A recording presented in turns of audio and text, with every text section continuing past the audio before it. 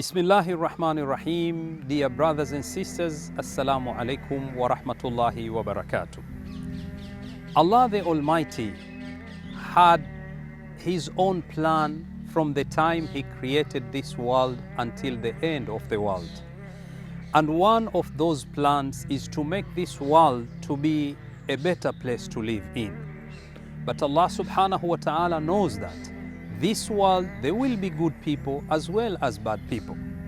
And there will be good times as well as bad times. And because of that, He sent the messengers to guide us.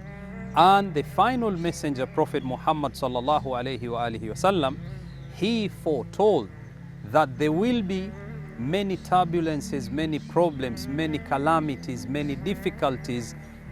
Humanity will see this. Bad people will do many bad things against the good people.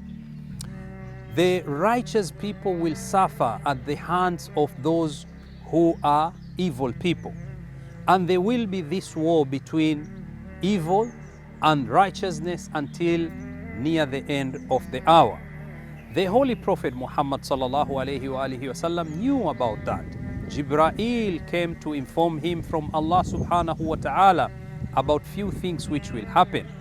And it is because of this, it has been narrated in the hadith that the Holy Prophet sallallahu alayhi wa alihi wasallam says that even if the world will remain only few hours to come to an end, Allah Jalla Jalalu la tawwala dhalik, Allah will prolong those hours or that time or that period until a man from the family of Rasulullah, Al-Mahdi, will come to fill this world with peace and justice, peace and equity.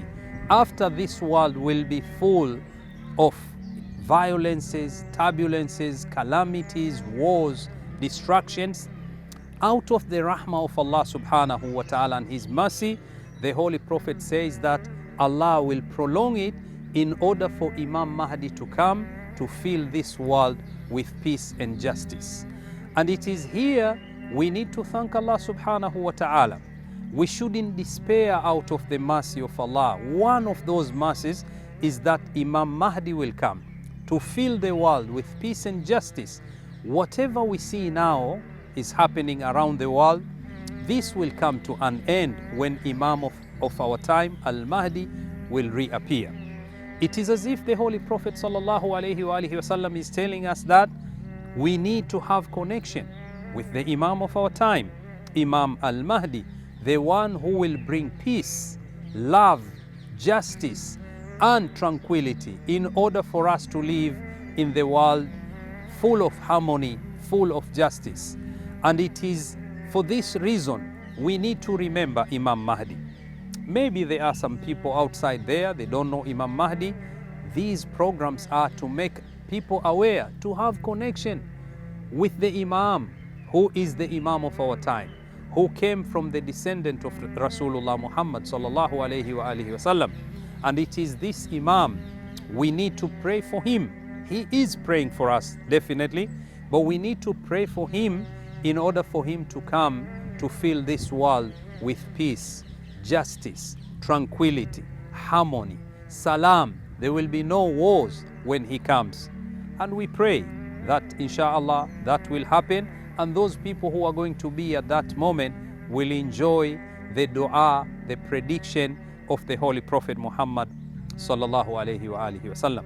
We pray to Allah subhanahu wa ta'ala to make this bond to be stronger, insha'Allah ta'ala. Wassalamu alaikum wa rahmatullahi wa barakatuh.